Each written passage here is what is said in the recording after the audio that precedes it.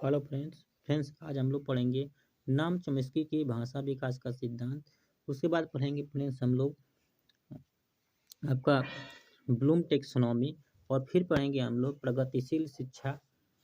ठीक है, तो इसके बारे में फ्रेंड्स आज हम लोग सीडीपी में पढ़ेंगे। इस टॉपिक को आज हम लोग कोई कवर करेंगे पूरी अच्छी तरह से। तो चलिए फ्रेंड वीडियो को स्टार्ट करते हैं।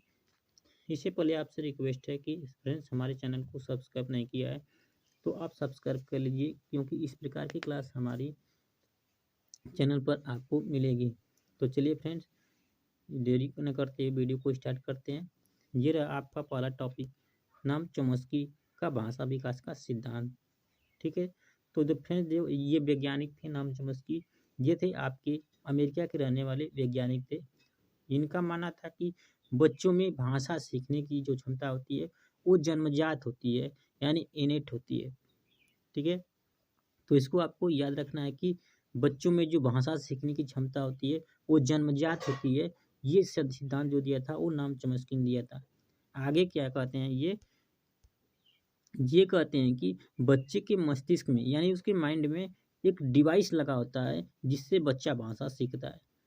ठीक है फ्रेंड, तो ये आपका हो गया नाम चॉम्स्की ने कहा कि कौन सा डिवाइस लगाता है। तो देखिए जो डिवाइस आपका जो बात किए वो LED यानी लेड डिवाइस लगाता है, जिसको कहते हैं हम लोग लैंग्वेज एक्विजिशन डिवाइस।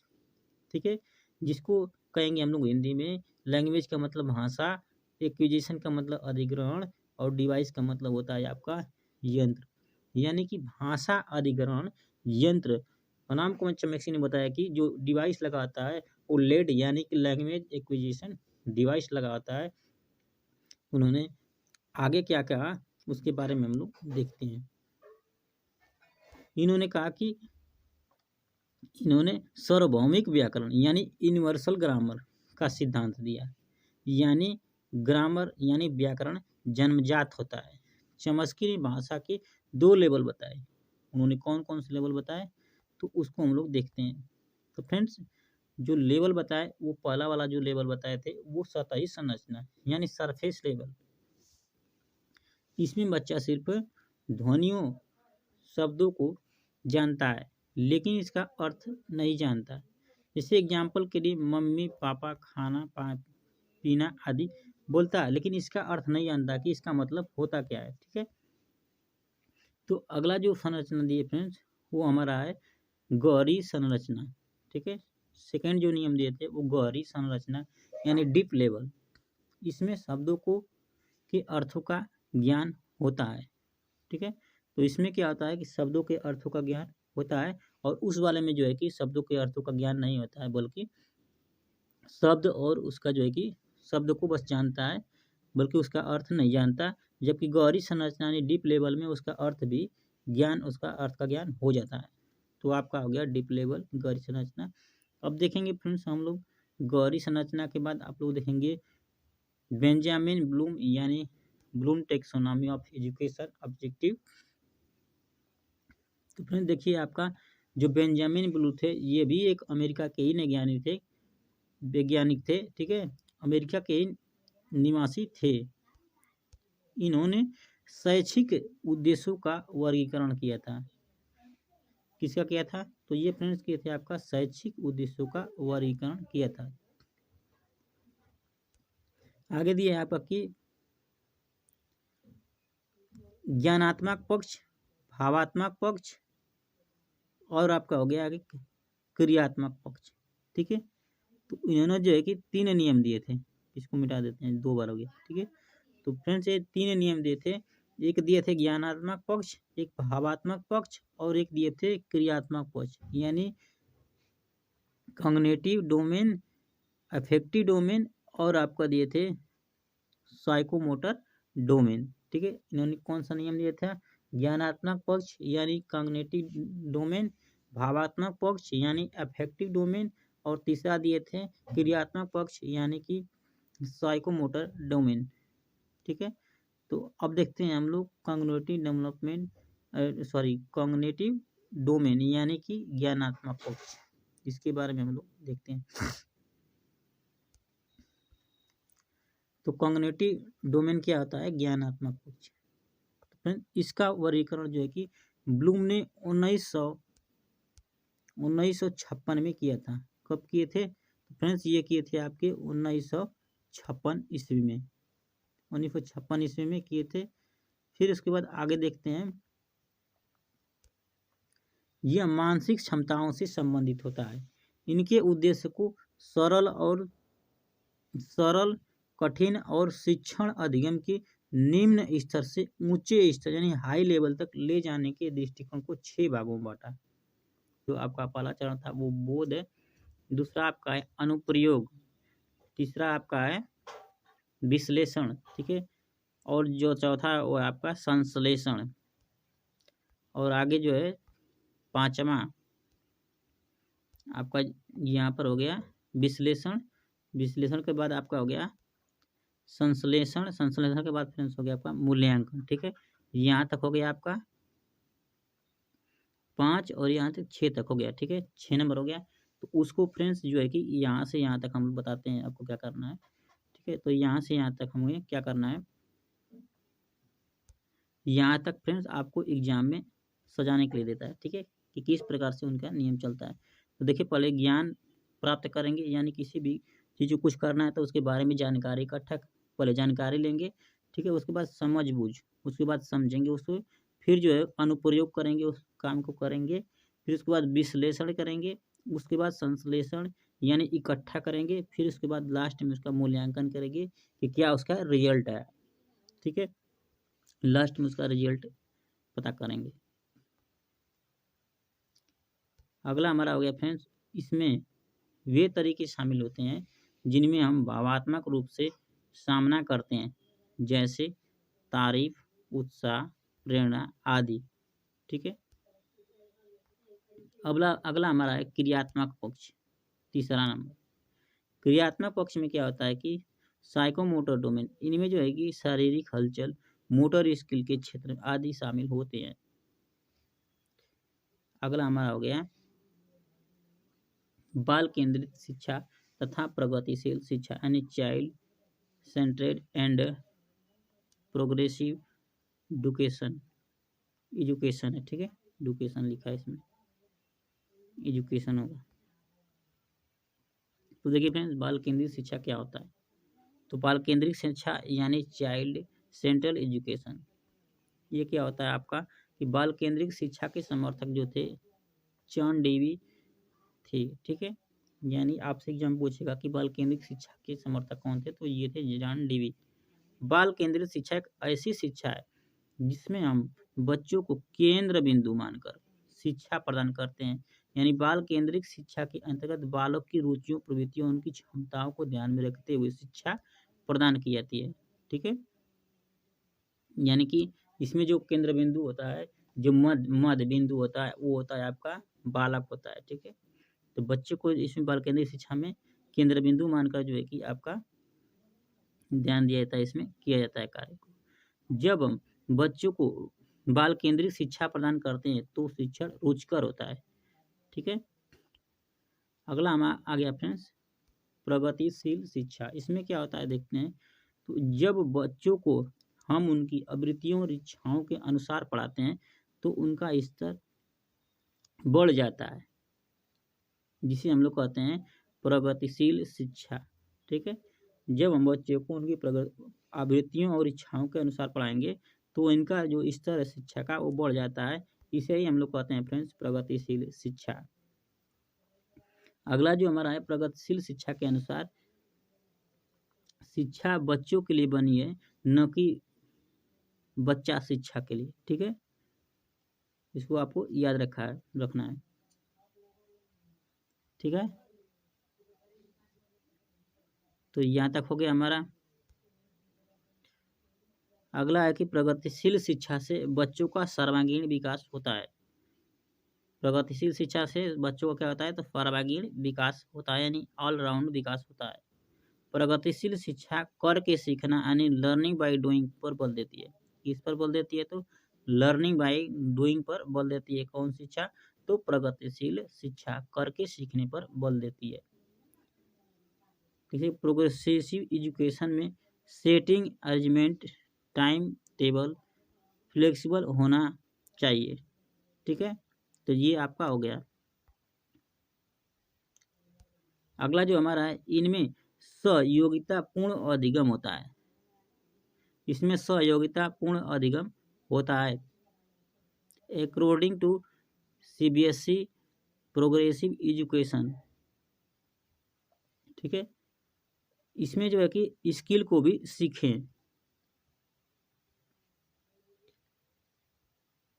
अगला जो है कि एट्रैक्टिव पार्टिसिपेंट सोशल। प्रगतिशील शिक्षा में संयुक्त राज्य अमेरिका के मनोवैज्ञानिक जॉन डेवी का योगदान है। जॉन डेवी त्रिध्रुवी प्रणाली, त्रिध्रुवी का मतलब कि ट्रिपल। देखते हैं त्रिध्रुवी प्रणाली कौन कौन सी आपके दिए। देखिए इसमें क्या हुआ कि टीचर, बालक और आपका हो गया पाठ्यक्रम, इसको 3 भागों में बांटा। तो इसमें टीचर को जो कहा वो स्वतंत्र चर यानी इंडिपेंडेंट टीचर। दूसरा जो आपका बालक को जो कहा, ठीक है, वो बालक को कहा कि वो एक है आश्रित चर होता है, आपका मध्य चर होता है। ठीक है, तो ये हमने देख लिया। आगे फ्रेंड्स हम लोग देखते हैं, भारत में बाल केंद्रित शिक्षा का श्रेय गीजू भाई को दिया जाता है। तो फ्रेंड्स विश्व में जो होता है आपका जो है कि जॉन डेवी को, और भारत में जो बाल केंद्रित शिक्षा है इसका जो श्रेय दिया जाता है वो आपको गीजू भाई को दिया जाता है। अब फ्रेंड्स हम लोग देखेंगे सिंह फ्राइड का सिद्धांत। ठीक है, सिंह फ्राइड जो थे इनका जो सिद्धांत था वो है मनोविश्लेषणात्मक सिद्धांत। इस सिद्धांत का प्रतिपादन सिंह फ्राइड ने किया था, जो एक आंख वैज्ञानिक थे, तो ऑस्ट्रिया के निवासी थे। इस सिद्धांत में मन या मस्तिष्क का विश्लेषण किया जाता है। किसका विश्लेषण किया जाता है फ्रेंड? तो मन या मस्तिष्क का विश्लेषण किया जाता है। इन्होंने 3 टाइप के मन बताए थे। पहला मन जो बताए थे वो थे मन, चेतन मन, दूसरा था अर्धचेतन, और तीसरा था आपका अचेतन मन। ठीक है फ्रेंड्स, तो देखिए इसमें क्या होता है कि ये जो आपका मन होता है चेतन मन, ये 10% होता है। ठीक है, और ये वाला जो होता है आपका 90% होता है, 90%। ठीक है, आगे आपको दिखाते हैं। देखिए ये वाला आपका 10% और ये आपका 90% होता है। एक ये जो तीसरा वाला आता है उसको सब कॉन्शियस माइंड कहते हैं, कॉन्शियस माइंड। इसमें देखते हैं क्या होता है। तो देखिए फ्रेंड्स, ये पहला वाला जो मन होता है चेतन मन, यह मन जो होता है कि प्रेजेंट के विचारों से रिलेटेड होता है। ठीक है, ये जो आपका होता है चेतन मन, ये प्रेजेंट के विचारों से होता है, जो 10% मात्र होता है। ठीक है, दूसरा जो आपका जो मन होता है वो होता है आपका, इनमें हम तुरंत ज्ञान नहीं होता है, लेकिन बाद में ज्ञान नहीं होता, लेकिन कुछ देर याद किया जा सकता है। ठीक है, इस ज्ञान में जो क्या होता है, इसमें क्या होता है कि हम तुरंत ज्ञान को नहीं होता, लेकिन कुछ समय बाद को याद किया जा सकता है। और तो तीसरा आपका मन होता है वो होता है अचेतन मन। ठीक है, इसमें जो होती है वे बातें होती हैं जो हम भूल चुके हैं, जो हमारे याद करने पर भी याद नहीं आती हैं, उस मन को कहते हैं हम लोग अचेतन मन। ठीक है, तो सिंह फ्राइड में 3 प्रकार के मन को बताया, चेतन, अर्धचेतन और अचेतन। ठीक है, सिंह फ्राइड ने व्यक्तित्व को आपका जो है कि इसमें भी फ्रेंड्स कुछ छूटा हुआ है, लगता है कि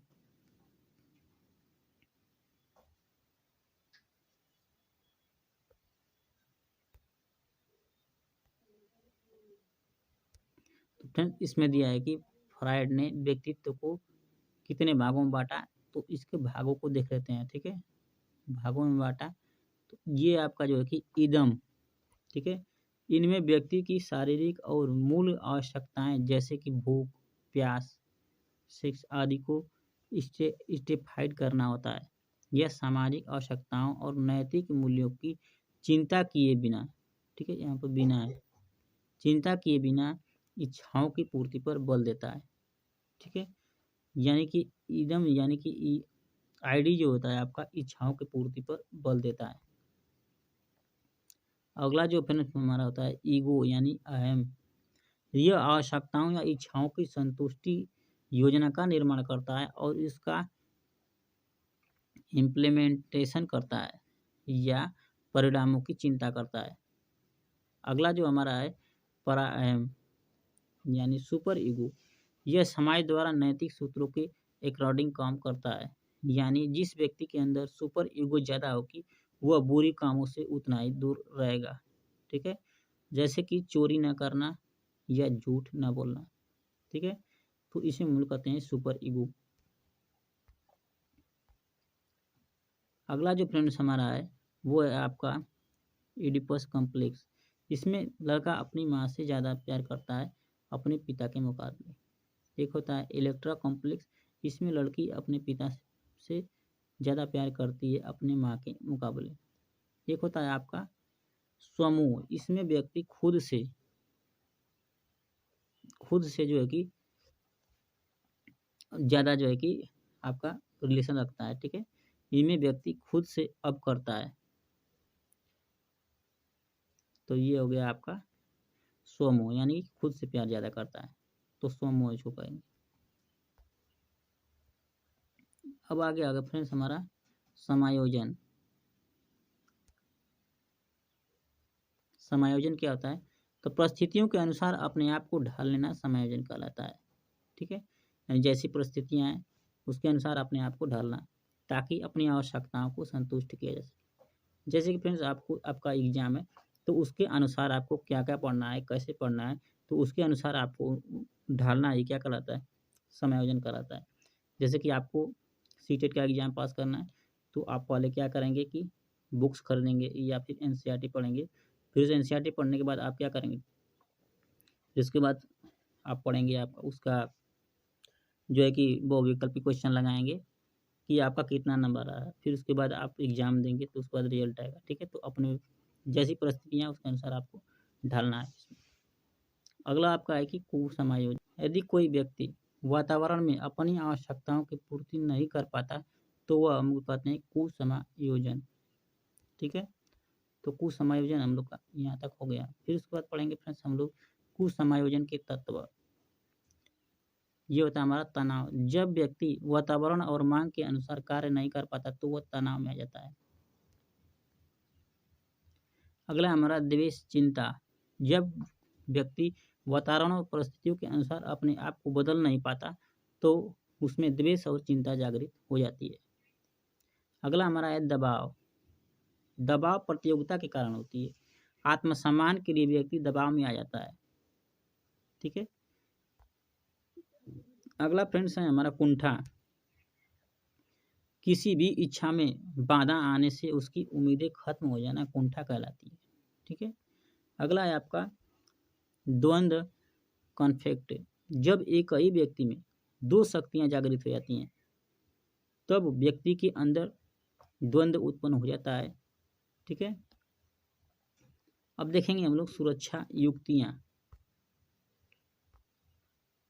ठीक है, देखिए ये ऐसी युक्तियां होती हैं जिसमें व्यक्ति विशेष परिस्थितियों में अपनी चिंता और कमियों से मुक्ति पाने के लिए एक अस्थायी कवच को साधन के रूप में इस्तेमाल करता है। ठीक है, यहाँ पर आपका है कि समायोजन करने के लिए व्यक्ति जिस रक्षात्मक युक्तियों का सहारा लेता है वो होती हैं आपकी दो प्रकार की होती हैं। एक होता है हमारा प्रत्यक्ष विधि और दूसरी हमारा होती है अप्रत्यक्ष विधि। प्रत्यक्ष विधि हमारा क्या होती है देखते हैं। ठीक है फ्रेंड्स, प्रत्यक्ष विधि यानी तनाव को कम करने के प्रत्यक्ष उपाय वे हैं जिन्हें व्यक्ति चेतन रूप से अपनाता है। अप्रत्यक्ष विधि यानी इनडायरेक्ट मेथड।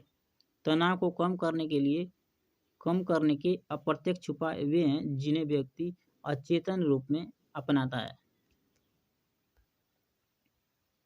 उसके बाद आगे देखेंगे हम लोग तर्क संगति कि इसमें कोई व्यक्ति अपनी बात को सही ठहराने के लिए झूठे कारण और प्रतिक्रियाएं देता है, जैसे कि पेपर पास न होने पर अध्यापक को दोष देना।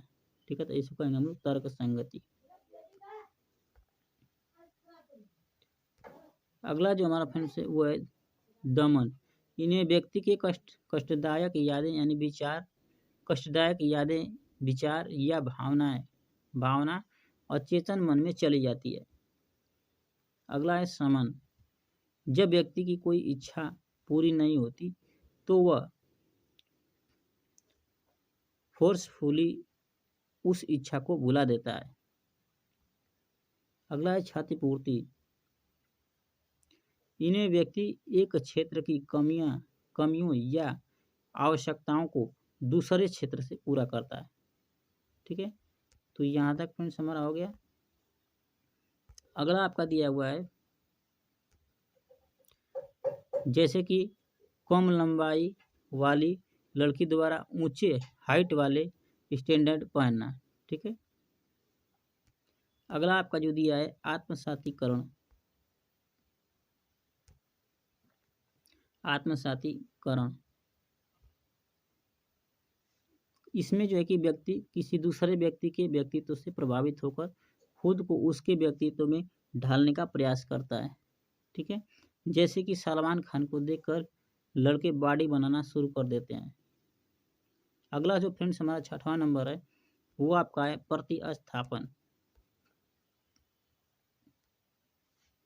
जब व्यक्ति अपने संवेग, विचार और इच्छाओं को व्यक्त करने में असमर्थ होता है तो वह किसी अन्य पर अपनी भावना अभिव्यक्त करके समायोजन स्थापित करता है। जैसे ऑफिस में बॉस की डांट पड़ने पर घर आकर बच्चों पर गुस्सा निकालना। ठीक है, इसको कहते हैं हम लोग प्रतिस्थापन। अगला जो फ्रेंड्स हमारा है वो है आपका प्रतिगमन।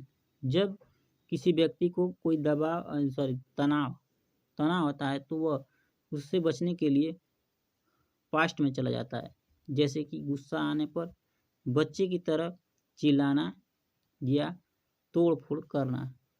ठीक है, तो इसको हम लोग कहेंगे प्रतिगमन। देखिए अब आगे है हमारा उदात्तीकरण। इसमें व्यक्ति अपनी अनैतिक इच्छाओं, प्रेरणा की संतुष्टि समाज के स्वीकृत उद्देश्यों के अनुसार करता है, जैसे कि बचपन में गुस्सैले बच्चों का बड़ा होकर बॉक्सर बनना। ठीक है, ये आपका आ गया उदात्तीकरण। तो फ्रेंड्स आज के वीडियो में इतना ही तक था। मिलेंगे नेक्स्ट वीडियो में फ्रेंड्स, तब तक के लिए धन्यवाद।